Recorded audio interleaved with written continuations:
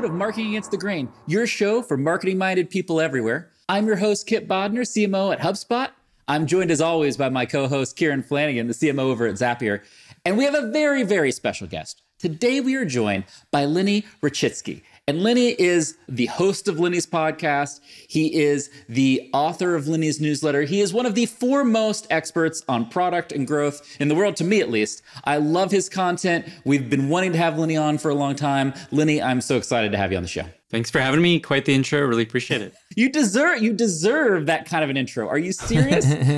You've got one of the top business podcasts in the world. You've got this incredible newsletter, and you've built on some amazing experience in product and growth and are now taking that out to the world and teaching everybody. So we're excited to have you here with us today. And I know there's a bunch of places we want to go. Kieran, I want to kick it over to you so that you can kind of kick things off in our discussion today. Lenny, you have an incredible background. I know we've talked before, and you may want to give the audience some context of, your kind of journey in tech, or at least at Airbnb. The thing we would really love to start on is, in relation to that, what, if anything, has been different or the same about growing like a content audience, an audience for content mediums, and that you managed to bring some of those learnings from Airbnb into what you're doing today? Like, I'm really interested in how the stuff that you used to do translates to what you do today. I think what's most interesting is it's very few things translate. That's interesting. Yeah. So I led supply growth at Airbnb for a long time. And then I led the team that helped the booking experience, help you book on Airbnb. So basically optimizing conversion. And so I spent a lot of time on growth. But interestingly, what I found with the newsletter and with the podcast is nothing helps it grow other than just consistency and quality of content. Mm-hmm. No hacks.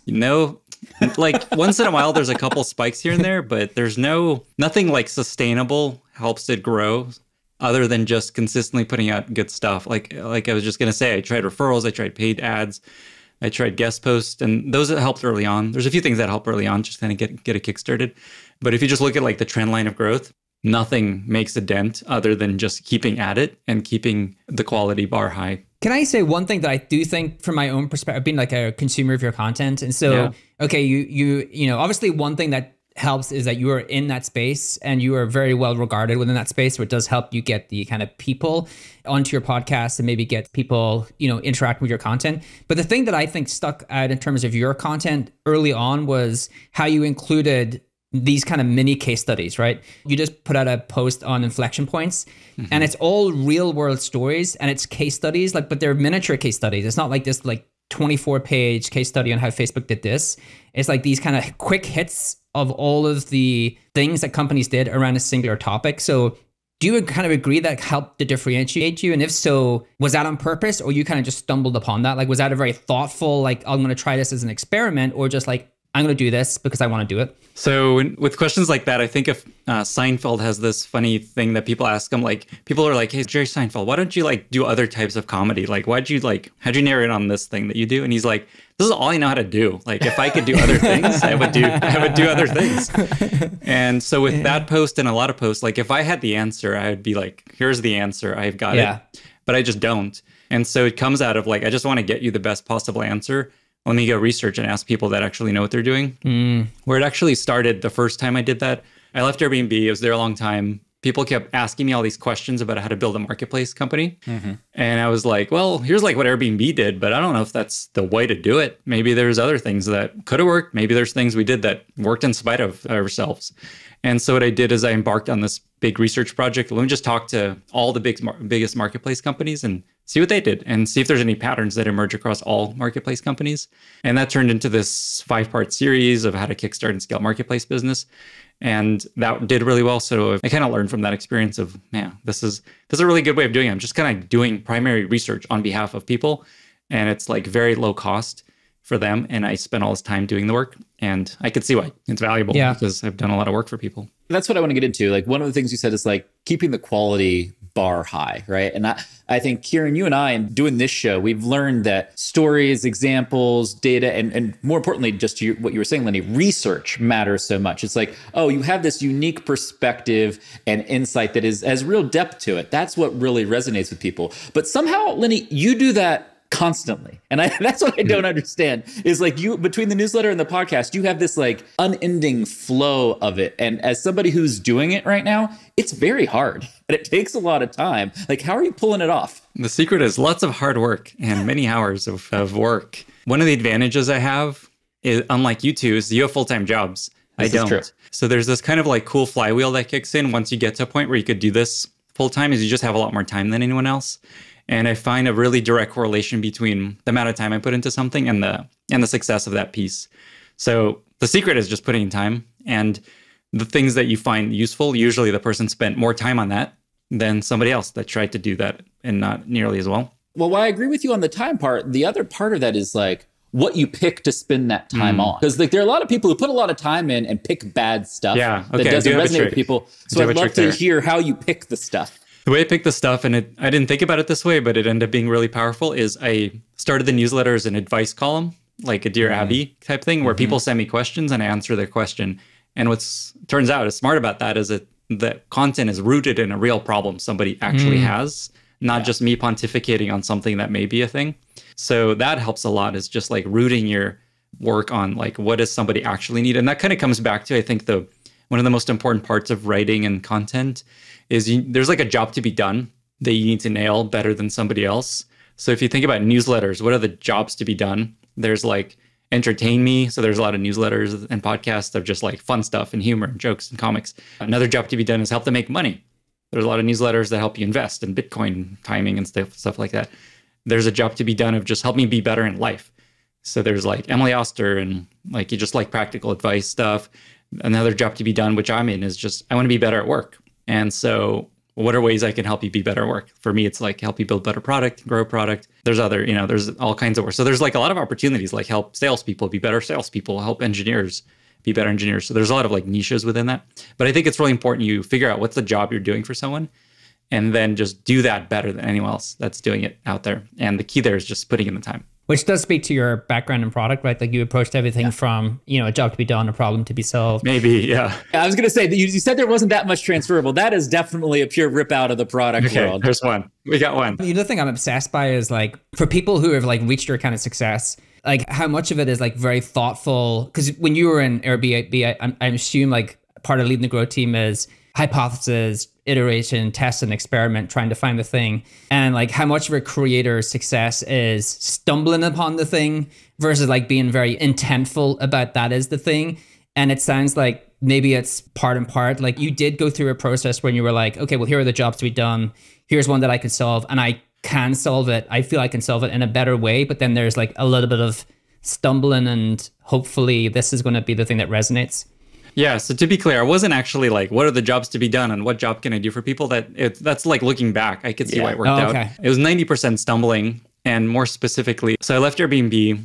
I had this plan of like, maybe I'll start I was there for 7 years. I worked like intense hours. It was just like a go culture for a long time. And I was just like, man, I'm going to just take a break. And my plan was, let me start a company again, maybe. Let me explore some ideas I had. Maybe do advising on the side as a thing. Maybe join a company, just like here's some options I'm thinking about.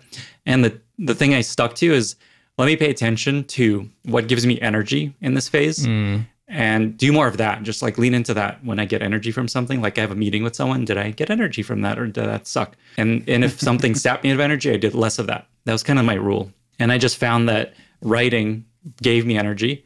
And so I spent more time doing that. And the startup stuff didn't. And other things, and advising did. And I was just like doing advising calls, like, I don't want, this is sapping me of all my energy. So most of it was just leading into what was giving me energy. And then I had this conversation with a friend about, hey, I thought I wanted to start a company, but I'm doing this writing thing on the side. What the hell am I doing? Writing. There's no future here. And my wife's like, why are you writing? There's no future in writing. She would publish some books. Like, there's nothing comes of this on the internet, writing on the internet. You're like, you're just wasting your time. Then come on. She's like, I thought you wanted to start a company. Job. Exactly. But this friend had a great point. Like, you enjoy doing this. People seem to value it, which is super rare that you do a thing that people value and want to keep reading. That's like very rare. And his advice was, don't take that for granted. Like maybe see where that goes. Even if there's no future there, just double down on that. Maybe it'll lead somewhere. And so that's what pulled me down that road, is just like, this is working. Maybe explore it. And so I just kind of kept doing that and ended up continuing to grow, mostly by just continuing to do it. So it was a lot of stumbling. Like I hadn't written much on the internet before I started down this path. Well, and you came from a product background, which there's some writing, but it's not like... Right, not public writing. Yeah, it's not like you're not writing every day as a product leader. And so it clearly that was something that like resonated with you as a way to spend your time. I mean, Kieran and I have talked about this on a past episode with Dickie Bush, where it's like, it is the best way to organize your thoughts and learn something is to write. That's exactly what started me. Like, yeah, I just wanted, like the reason I wrote the first thing I wrote, which I ended up doing shockingly well, which helped me keep motivated, is I just wanted to remember what I learned at Airbnb. Yeah. So my first thing that I wrote was like, what 7 years at Airbnb taught me about building a company. Just because I was thinking I'd start a company and I'm like, okay, I don't want to relearn everything. What the hell did I actually learn? Let me just sit down and write this down. And that's exactly, like there's this quote I'm sure you've heard of, just like, I don't know what I think until I've written it down. Yes. And I fully feel that. Yeah. When people are talking to me, like it's interesting, right? Because I'm going through onboarding, like employee onboarding for my first time in a long, long time. And when I'm in a meeting and like learning about things and people are talking to me, I kind of like somewhat understand it, but I actually need to write it out in some sort of like strategic memo or a 2-pager. And then I kind of internalize it and it makes sense to me. And I think it's an incredible skill that people underestimate, that, you know, it does, no matter what discipline you do within the company, writing is such like an intrinsic part of how you communicate in today's world, especially when we're gravitating much more towards remote work. Like actually writing is how you communicate anything within a company, and it's a real skill to be learned. So I think I agree. Like I think it's a great way to internalize your learnings. Yeah, I think a lot of people look at like that post you mentioned about growth inflections. Like I imagine many people think I already have the answer as I start writing. Like here is the answer to what causes an inflection growth. But it's the opposite. I start just like dumping thoughts into a doc, getting quotes, talking to people, and that forms the conclusion. Like that comes after I start writing. The writing helps me get there versus I come into it thinking, here's the answer. Yeah, like the magic of it is like the summarization and the framing. It's like, I know that I want to answer this question, but I don't know what the most important parts are. I've got 10 really important things, but I know that there are 3 that are like the most important. I need to figure those out. And like that's the blend of the art and science of that. And so I kind of get the natural progression of how you got to writing and the ritual of the newsletter and getting there kind of recurring. How the hell did you like then say, hey, you know what I want to do? I want to do a podcast that's even harder. It's even harder to get out into the world. It has way more logistics. It's not just me sitting in a room writing. I've got to like have all of these conversations and scheduling and everything. Like, why? So I may not feel like this on the outside, but I'm trying to like keep it chill and not do a lot. So I've had these like things I should do: write a book, start a podcast, run a course. And I've always like, I will never do any of these. Like the newsletter life is really good. Like I just write an awesome email once a week and I make a meaningful income, like much more than I made at Airbnb. And so I'm like, why would I do anything more? This is great. Yeah, but sounds awesome to me. It's pretty sweet. And so I've avoided all those things for a long time. But with the podcast, I did Harry Stebbings' podcast, 20 BC at one point. And at the end of the recording, he's like, Lenny, you idiot, you should be doing a podcast. You're good at this. You have things to say. There's a lot of opportunity in podcasting. He's like, you should do a podcast. So that's actually what got me over the hump. Like Harry Stebbings telling me you should do a podcast. And it was like years and years of me just like, no, I will never do a podcast. There's so many podcasts. What the hell would I add to it? And then I just started trying it. I just started doing it. Actually, turns out it's a lot easier than the newsletter, to be honest. Really? How so? So the newsletter, like the simple way to think about it with the newsletter, I have to come up with unique, interesting insights and write them out and craft them in a consumable way. The podcast, I extract that from someone else's brain, like you guys are doing here. And so like, it takes like maybe 3-4 hours per episode of prep and recording, and I have a producer that helps edit it. Mm-hmm. The newsletter takes like 10 hours minimum per post, some 20, some 100. Wow. It's also, podcast is easier. It's more lucrative, it turns out. And it's a little more energizing. This is like fun. And it's like at the end of it, you feel kind of cool. You did this whole thing. You get to see humans. But I will say the podcast, like a lot of stuff I did turns out to be smart looking back. It's easier to grow the podcast with the newsletter. Yes. Yeah. Every episode I share with my audience, which is large now. So I think the right order is build an awesome newsletter and then launch a podcast. It's harder. I think the other way around. Yeah. Podcast is a great add-on to engage existing audience. It is definitely a hard front door to build, which is first way to build that medium. Hopefully it's not too bad jumping around. One thing I'm really curious about, that just coming back to newsletter just for one moment is, and it kind of ties really nicely to your latest post. If anyone wants to go read it, some inflection points. I'm curious how quickly you got to the inflection point where you were like, oh, like this could be a business, right? Because one of the things you mentioned is perseverance, right? And perseverance is a really underrated skill because everyone's looking, like I started off looking for the hacks. It was like, well, if anyone can give me the hacks, Lenny can give me the hacks because like he's from like a growth, he has growth principles baked into the work he does. And it's like, no, like consistency and perseverance. And so how long did you have to have that kind of perseverance for until you saw some sort of inflection point where like, wow, like I could actually tell my wife, this could be a business, right? Like I'm actually doing something real here. Actually, when I started the newsletter, I actually called it Project Avoid Getting a Real Job. And that was the goal. Like, can I make enough money? Can I make more salary than I made in salary at Airbnb? That was like, initially, actually, the goal was, can I make 100K a year? Because that's like, wow, holy shit, a year, 100K from writing a thing once a week. And then I set that goal to 300K, and then it's gone far beyond that. So there is actually a couple hacks. I wouldn't call them hacks, but that have led to some inflections. So early on, the way I got my, say, first 100 subscribers is I wrote a popular thing on Medium, and that got me some followers on Medium, and that turned into Twitter followers. And I started tweeting nuggets from that post on Twitter, and that started building a Twitter audience. So there's kind of like a flywheel of Twitter and Medium. So that got me about 100 subscribers. This is like one of the examples of, I wouldn't call it a hack, but it led to a spurt, is doing guest posts on other newsletters with the same audience. So for me, I got the next 1,000 subscribers by doing a guest post on the First Round Review and also Andrew Chen's blog. And so those helped a lot. That was just me getting started. And the key there was like I had interesting things to say and they wanted to share it. So that was the key. So it comes back to quality again. So that got me to the first 1,000 subscribers. Then to get to the next 10,000 was just writing every week for 9 months, just keeping at it. And it's just, if you look at the growth chart, it's just linear growth through those 9 months. So then I was about 10,000 subscribers, and that's when COVID hit and I was making no money for a year. Airbnb stock was like dead, which I was relying on. Like, I'd like some money now, please. Yeah, like I assumed I could do this because I had some savings in Airbnb stock that one day would IPO, and it was not looking good. They had to like take this massive $2 billion loan, and it was just like not, like travel was going to not happen again, maybe. So I got really worried. And so that's when I actually launched the paid plan. I was like, okay, Project Avoid Getting a Real Job. Let's do this for real. Let's see if I can make money doing this. And so I launched the paid plan about 9 months after I started writing. And it did like okay initially, but basically just doing that for another year, 2 years every week helped it continue to grow and kept growing, crossed 300K.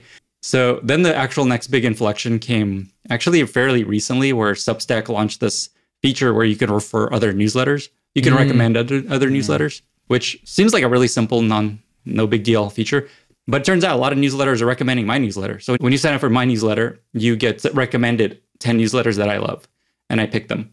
And so there's this like really cool network effect that's happening now.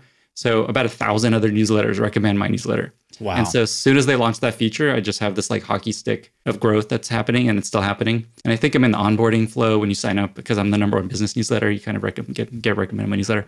So there's never been an easier time to grow a large newsletter because of that one feature. If you write awesome stuff and people recommend you, you can grow really quickly now. I remember back in the day, the problem to solve for their audience was distribution, because newsletters, somewhat like podcasts, are most of the newsletters, and Kipp and I talked to all of the big newsletters when we went through the kind of research phase of trying to buy the hustle. Like they're predominantly all paid advertising in some respects, because there's no like one built-in core mechanism to like grow those. And so they really did nail that. It sounds like Substack. Did those 1,000 newsletters get any type of affiliate commission for recommending you? Like, nope. They just do it organically. Yeah. It's just like, what do you think is awesome? And yeah, it's just like, what do you think is great for people to read? And it feels nice to recommend great stuff. That's it. Yeah. I tried referrals and it doesn't work. Like I think for some newsletter work, obviously Morning Brew and stuff like that. But I think it has to be a certain personality of a newsletter for it to be like, send this to all your friends, get a hat, get stickers. It's different. Well, it needs to be more, higher altitude versus the depth that you go to in your newsletter, right? Yeah. Right. Because the thing I was going to ask actually, and you kind of maybe answer it with Substack, and I'm interested what both of you think, is if you were going to go down that original path and you started a company, the thing you are going to have to really think about, and most founders do, is like defensibility. Like how is this like thing defensible? How do I not be commoditized? And what's interesting in content is the feedback loops are really quick. Like Kipp and I talk about this, where you see someone has figured out like threads on Twitter, and then like everyone does threads on Twitter, right? Or someone figures out like shit posting is a thing, and then everyone is shit posting, right? And so everyone can replicate things much faster because the barrier to entry is much lower. And I was going to ask you, like, as a founder of a content brand, like how do you think about defensibility? But maybe your defensibility is, well, I've got inserted into the Substack, framework, and so it's going to be really hard for anyone to replicate that. On the one hand, I don't really think about that. I think if you just keep providing valuable stuff to people, they're going to keep wanting it. So I think the question is, will someone come around that does much better than I at the same thing? Like, I'm not that smart. People have more time. They have more experience. It could definitely happen, 100%. But I will say, I don't know why it hasn't happened, honestly. I have found a lot of people are modeling their newsletters now after my newsletter. Like I see welcome emails just like completely copied my welcome emails. There's a lot of like advice column style newsletters, exactly like the intros are the same. So there's a lot of like, it's the sincerest form of flattery. People modeling the approach. No one's come like right at exactly what I'm doing yet. I wouldn't be surprised if it happened. Obviously, I have a head start. I don't think about it too much, but it could definitely happen. I don't think there's much of a moat, Let's talk about that though, because I think your moat is, the grind that you've done, obviously, but then it's also like that quality of content, like that taste and knowledge, which you have on the core subject area. And you've talked about a lot on the show so far, but I guess I'd love to, take a trip inside your head. Like, what are the questions you ask yourself to know if something is meeting your bar, that it's like, it's really great. And like, this is going to be something that is valuable in the world and to be more valuable than anybody else could do this week. And subsequently, like, I feel great about it. Like, I wish I had like a formula of like, here's what I look for. A lot of it comes down to, I just look at it again and again and again. Like most of my writing is just editing. I start with just like a bunch of content and writing and bullet points, and then I form it into something. And then I just look at it like 100 times as I keep reviewing and editing. I email it to myself. I look at it on my phone. And I basically get to a point where I just feel like this is strong enough and there's nothing I can cut and there's nothing that's just like consistently confusing me. And that's kind of the core of it. I just look at it 1,000 times and keep looking and what can I cut? There's this really influential book on my writing, book that's been really influential on my writing called On Writing Well. Oh yeah, Dharmesh loves that book too. Basically, it's just cut everything is the conclusion. Just cut. And it's like 100 chapters on all the things you should cut. So that actually had a big impact on me. And I just kind of look for that. Like, what is not necessary? And then how do I just tighten and simplify and bullet point it and charts and table it? So that's the core of it.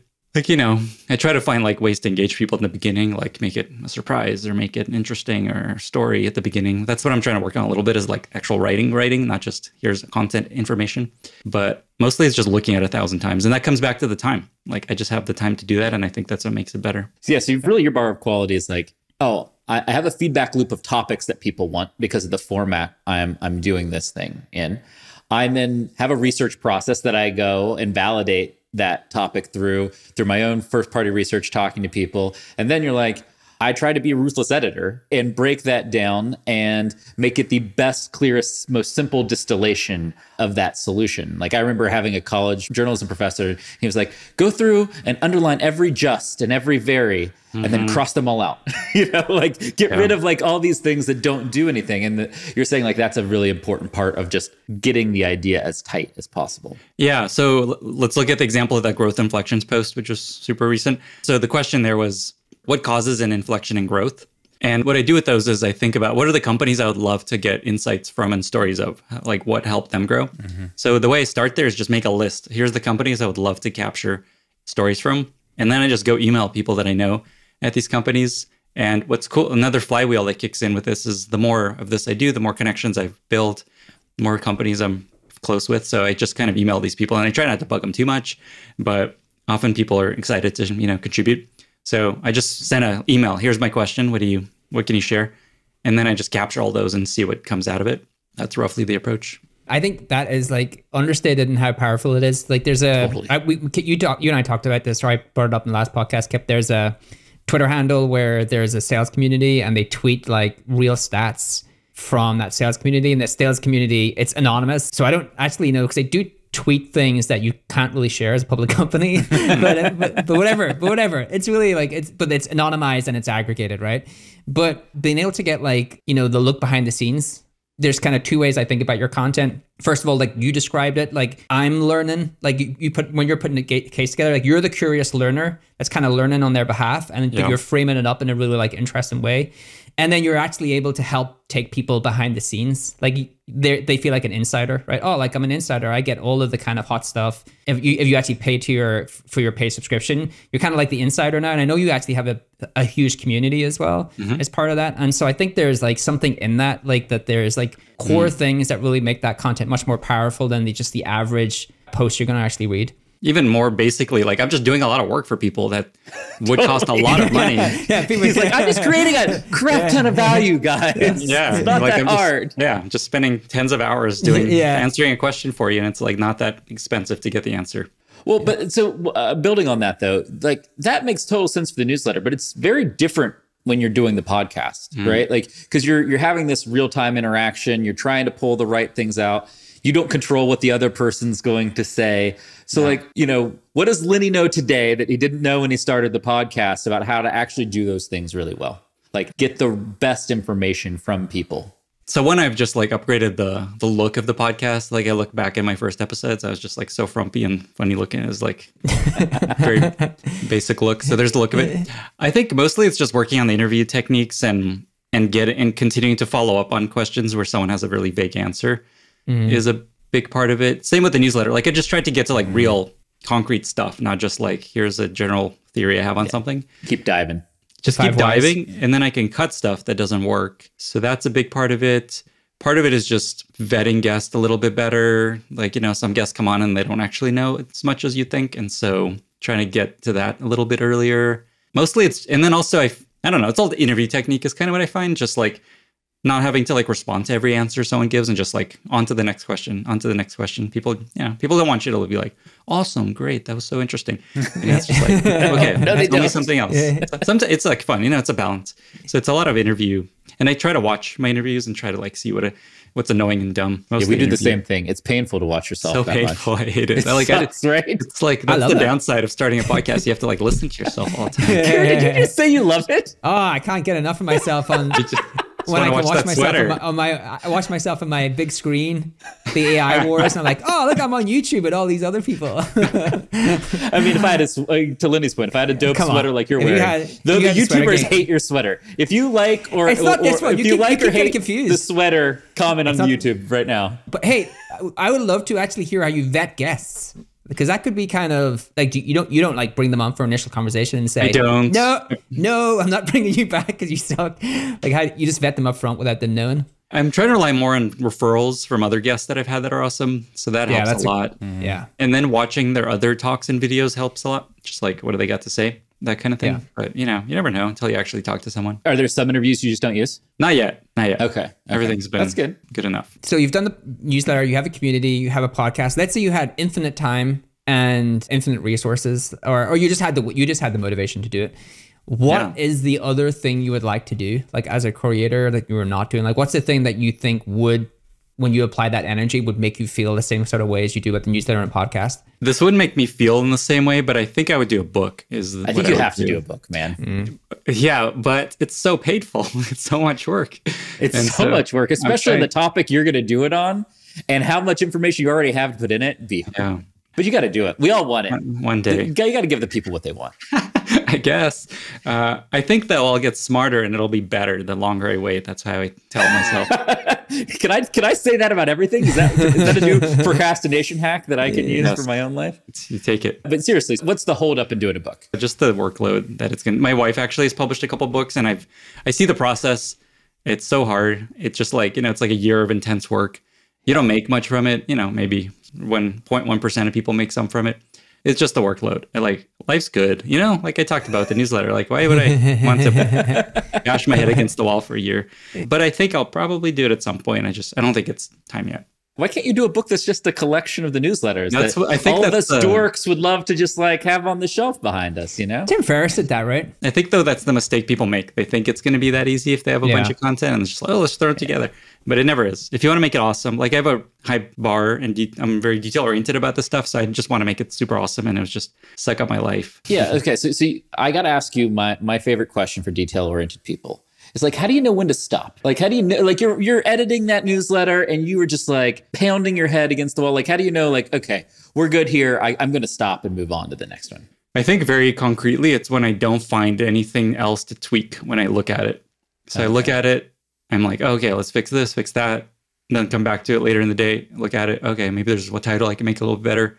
And when I find that there's just nothing I'm changing, that tells me it's ready to go. And it could always be better, but I'm publishing once a week and people aren't paying me like $100,000, like $150 a year. Like it's not going to be perfect forever, but it's mostly when I'm not changing something. That's the sign to me. Follow up to that is like, you've worked really hard to build all this stuff. And you were like, yeah, this operation not start a business. And you kind of now ended up with a business. You're making stuff. But what are the unattended positive consequences of all this? Like, what are the really good things that have happened that you're like, I didn't expect this, but like my life is way better because of like doing this creating? I also want to share the downsides because I think people don't think about that. But there's like so many upsides. Like angel investing it's so much easier. That's what I was hoping you'd talk about. Yeah. Like most founders would love to have me involved in helping. So that helps a lot. And so I get just like access to a lot of cool founders and companies. That's one thing. The other is, I just get pings like at least once a day. If it's just someone saying really nice things about how much the stuff I've done has helped them. So that's always nice. And then just meeting a lot of really amazing people through the community, through the founders that I talk to. Like the network has gotten really big and interesting. On the downsides, I have no time off, no pay, no PTO. No one's going to pay me to take time off. No 401k matching, no health insurance. Like I just have to go Obamacare. No disability, like if I like get injured, I don't know what happens. Like you just, stop. Yeah, if you can't type, well, that's concerning, right? You're like, I don't know if I can go skiing, guys. Like I need my arms. So I worry about that a little bit. It hasn't been a problem yet. Like one of the great things, but I always say like where everyone really wants to end up, even when people talk about like I want to semi-retire or retire, it's like I just don't want to be answerable to someone else's schedule. Like I actually want to dictate my own time and own my own calendar. And I think there's obviously you still have to work a certain amount of hours a week to do the work that you do. Like you control your own time. And there's just something I think magical about like being answerable to your own calendar and not being answerable to someone else's calendar. 100%. That part is amazing. There's this book that he probably read, The Subtle Art of Not Giving a Fuck. And he talks about how like people think they want just freedom from everything, but it turns out we still want to solve problems and do interesting things. So I actually thought I was trying to mini retire a little bit. It was like, I'll just do the simplest thing just to make enough money and that'll be great. But I like at this point, I have full-time job hours. I work a lot and it's hard to resist, I think, for folks like us. Like we just don't want to sit around and just, check Twitter all day and watch TV. We don't want the brain to fade, you want to go and do something that helps people, right? You just want to do interesting things and we'll end up finding work for ourselves. That's kind of what I've done. I just keep finding like the podcast. Like I don't want to do a podcast. I don't need more work, but it's hard to resist because it's just like just a big opportunity and it's interesting and people keep asking you for it. Well, and it's also collaborative. You get to meet a lot of really awesome people that maybe you don't talk to as much if you're just heads down writing, right? So it's probably a different kind of modality of working too, right? There is another downside of the creator life is like, it's kind of, you're alone, like at least in the newsletter life. And it's kind of fun to work on a team. The other downside I forgot to mention is there's like people think they're going to create this like viral TikTok video or some amazing post or some amazing podcast and it's just going to go blow up and their life will be so great. But you realize that's just like one thing, one time. And then it fades and you're done. No one cares about it again. Like a few days later. And you realize it's this never ending treadmill where you consistently have to keep putting stuff out forever. Like, I don't know how I even get off this treadmill. Like, I don't either. Yeah. Like a podcast you can stop because it's ad-based, I'm guessing. Like with a newsletter subscription and people are paying for the next year every day. There's an annual plan being bought every day. So at least for a year, I have to keep it going. But like stopping it sounds really scary because then I lose the income. So I don't really know the exit path for something like this. I don't think about it too much, but that is one downside is like, you think it's like, cool, I'm going to get a viral video. It's going to be so great. But you have to keep doing that for a long time and it gets less fun. So I will say a lesson there is make sure if you go down this path, work on something that really is interesting to you, that you're curious about, that you really care about versus creating this job for yourself that sucks, where you're like writing about I don't know, Bitcoin all day, and you're just like, I don't care about this stuff. Trying to scam people. I look at our terrible work examples, Bitcoin. It's great. It is interesting, right? Like we talked about this in an episode before about the creator. For very few of creators, the exit will be some sort of sale because they are the brand. Like Mr. Beast, apparently got offered $1 billion for his YouTube channel. And I suspect you can maybe say, oh, maybe he can like get himself out of being the brand. Like Mr. Beast is the brand, but it's not his face. Although it's still very hard to imagine. But that's one thing for creators is like, they are the brand, and you have to, I think you have to be explicit over time if you want to make that into a brand that's not you front and center, or like, I'll always be the brand, but I'm not sure then what my exit is. Maybe don't call it Lenny's newsletter if you want to do that. Or you're going to have to just sell it to another Lenny. There's one Lenny out there. They love the same stuff. They're a billionaire. Oh, the Lenny's newsletter. I mean, you also underscore the importance that name doesn't matter. The content matters. That's right. Which everybody spends like 6 months coming up for a name. Find the perfect domain name. Something, or the perfect domain name. And that does not matter. What you hit that matters is like, hey, no, find something you like, have a process, and grind it out. Grind it out. The name came from, I was just signing up for Substack, and their default recommendation when you're signing up is like your first name newsletter. It's because I had no plan with this thing. So I'm like, oh, Lenny's newsletter. That's hilarious. That's a great story. As we're closing things out, one last question for me, and then Kieran, if you have anything, jump in. It's like, if somebody is listening to this and they've been on the sidelines and they're like, I've been thinking about a newsletter, podcast, like kind of, that's what gives me energy, not my job. Like, what would you tell them to try to persuade them that it's a worthy thing for them to do, or to tell them, no, you don't want to do that because it's just going to be a complete miserable grind? This is going to sound obvious, but honestly, it's just do it. Stop thinking about it. Just like write a thing and see what you think. See if you enjoy it, see if people value it. That's the more important part. And like, I will say writing is like, I don't know, Hemingway never said this probably, but people attribute it to him that writing is easy. You just sit at the keyboard and bleed. And that's how it feels a lot of times. And so it's not going to be easy, but just like, that's all you have to do. Just like Substack, you sign up, it's free. You write a thing, you could put it out there. Nobody's going to remember if it sucks. All you need to do is just like write a thing, write that something that you want to get out of your head, write something you're trying to remember or crystallize, and just see how it feels. Is this cool? Do people care about what you're writing? And part of it is just realizing, do I enjoy this? And do I want to keep doing this? And you only know if you start doing it. So it's like such cliche advice, but I think it's just like, it's so easy to write. You're not going to record a video. That's harder. Just like write a thing, see how it goes. The thing I really took away as well is if you look at Japan under 10-year-olds, there's a higher percentage of 10-year-olds in Japan that want to be a YouTuber than anything else. Like everyone wants the creator life, but really your kind of points are, it's really the perseverance and the grind. Like everything is a grind. It's just a grind that you choose. And the other, I think, lesson that's really important for people to take away is what makes great writers great is not what they put on the page, it's what they take off the page, right? Like that editing is like so important. And I think that's a really great takeaway for everyone. And I think to add to that, like introductions, everyone always such long introductions, like just skip the intro and just get right to it. That's something that I've learned also. I love it. This was a great conversation, Lenny. I know you are busy and you're taking time away from your own creating to come and help us create. So thank you first and foremost. Absolutely. And everybody should go subscribe to Lenny's pod and Lenny's newsletter. And the last thing I want to ask you before we jumped off is like, who else's writing do you love? Like, what are the other newsletters you're reading? Like, what else would you have people take a look at? I always feel worried not mentioning everyone that's awesome. But anyway, I'll limit you to 3. You just have to name 3. And if they don't make it, it's okay. Whatever you think. Noah Smith, he's got a newsletter called No Opinions, which I just learned so much from reading his stuff. He's on Substack. He's actually like right below me in the rankings. So it's like counterproductive to recommend him, but he's that good. And then Emily Oster, like family kid stuff is always great. I don't know if you all know her, but she writes incredible stuff on kid stuff. So that one is awesome. And she is on Substack also. And then Tyler Cohen is the other one that comes to mind immediately. He's got this podcast called Conversation with Tyler. He's got a blog called Marginal Revolution, I think it's called. And I always just learn so much every time I hear him talk. And he's an amazing interviewer too. Love that. I'm going to go check out Tyler because I'm always looking to be a better interview. Speaking of that though, Lenny, thank you so much. We really deeply appreciate you coming on Marketing Against the Grain today. Thank you so much for your time, and we'll talk to you again real soon. This data is wrong every freaking time. Have you heard of HubSpot? HubSpot is a CRM platform where everything is fully integrated. Whoa, I can see the client's whole history, calls, support tickets, emails, and here's a task from 3 days ago I totally missed. HubSpot. Grow better.